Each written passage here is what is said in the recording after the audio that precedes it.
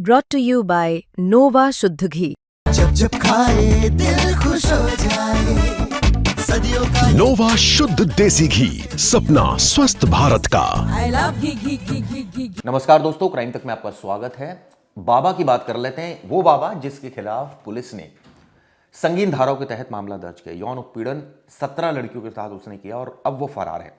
चैतन्यानंद की lady gang, ये भी आरोप है कि जो वहां की फैकल्टी है उसमें कुछ महिलाएं हैं, वो जबरदस्ती करती थी लड़कियों के साथ और ये कहती थी कि बाबा जैसा कह रहा है उसकी बात मानो।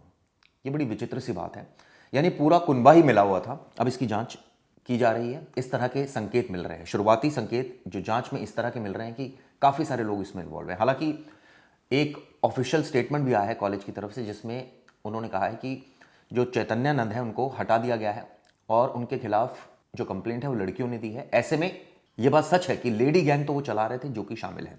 आपको बता दूं, छात्रों को बाबा के पास वो भेजती थी और उनके अश्लील संदेश डिलीट करवाती थी। आप सोचिए कितनी घिनौनी हरकतें करवाती थी लेडीज। पीड़िताओं के अनुसार ये महिलाएं उन पर दबाव बनाकर स्वामी की मांगे पूरी करने में मददगार साबित हो रही थी। आप सोचिए, ये स्वामी पढ़ा रहा है या ये अपनी सेक्सुअल डिजायर्स पूरी कर रहा है। पुलिस ने तीनों को एफआईआर में सहअभियुक्त बनाया है और माना जा रहा है कि स्वामी की गिरफ्तारी के बाद इसके रोल का पूरा खुलासा होगा। कई सारे इसमें अपडेट सामने आ रहे हैं। ये भी कहा जा रहा है कि स्वामी कहाँ भाग गया, लेकिन इसमें एक चीज़ तो साफ है, वो ये है कि 25 अगस्त को इस बाबत एफआईआर दर्ज हुई और दिल्ली पुलिस सोती रही तब तक आरोपी को गिरफ्तार नहीं किया और वो लीगल रेमेडीज ढूंढ रहा था। कोर्ट भी पहुंचा वो, उससे पहले चाहती तो पुलिस गिरफ्तार कर सकती थी, लेकिन ऐसा नहीं किया गया। 62 साल का है स्वामी चैतन्यानंद सरस्वती उर्फ स्वामी पार्थ सारथी। या फोटो देख रहे हैं, जिसको भी इसके बारे में कोई सूचना हो पुलिस को तुरंत दें। इसकी पोल खुलती जा रही है। आपको बता दें 17 छात्राओं ने आरोप लगाया है और लेडी गैंग भी इसने बना रखा था और ये महिलाएं छात्रों को उकसाती थी, मजबूर करती थी और यहाँ तक कि बाबा के भेजे गए अश्लील संदेश डिलीट करवाने का काम करती थी। अब सोचिए, इस तरह की अगर कोई महिलाएं इस तरह की हरकतें करें तो निश्चित रूप से कहा जा सकता है कि उसका कुनबा ही इस तरह का है। हालांकि सभी लोग ऐसे नहीं हैं। जांच पूरे मामले की जा रही है क्योंकि खुद ही कॉलेज प्रशासन की तरफ से कंप्लेंट दी गई है। उन्हीं की कंप्लेंट पर मुकदमा दर्ज हुआ है, लेकिन मुकदमा जो दर्ज हुआ वो 25 अगस्त को हुआ।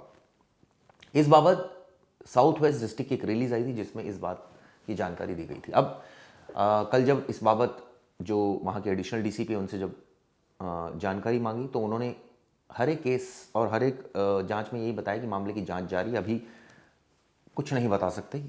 जो भी फैक्ट्स आएंगे उनके आधार पर, मेरिट के आधार पर कार्रवाई की जाएगी। एफआईआर में आपको बता दूं, तीनों सहअभियुक्त बनाई गई है। छात्राओं ने बताया कि वार्डन न केवल उन्हें बाबा के पास भेजती थी, पहला बाबा के पास भेजती थी वो, दूसरा मोबाइल से आपत्तिजनक चैट और मैसेजेस डिलीट करवाती थी कि डिलीट करो, और आप सोचिए इस तरह की हरकतें करती थी। ये कौन है वार्डन? ये आपको बता दूं, महिला फैकल्टी और प्रशासनिक कर्मचारी छात्राओं को आरोपी की मांगे मानने के लिए उकसाती थी। इस तरह की बहुत संगीन इल्जाम लगे हैं। अब आप सोचिए, जब बाबा के खिलाफ मुकदमा दर्ज हुआ तो पुलिस का दायित्व था कि इमीडिएटली उसको गिरफ्तार करते, लेकिन उसने पूरा एक तरह से अदालत का रुख अख्तियार किया। उसके पास वक्त मिल गया, उसको एंटीसिपेटरी बेल उसने लगा दी।